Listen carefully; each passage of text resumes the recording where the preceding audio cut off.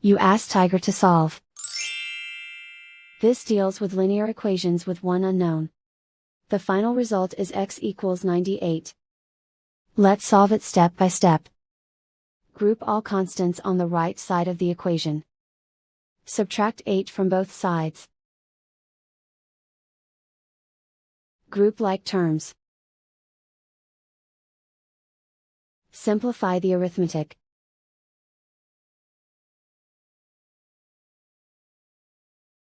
Isolate the x. Multiply both sides by inverse fraction 7 over -1. Group like terms. Multiply the coefficients. Simplify the arithmetic.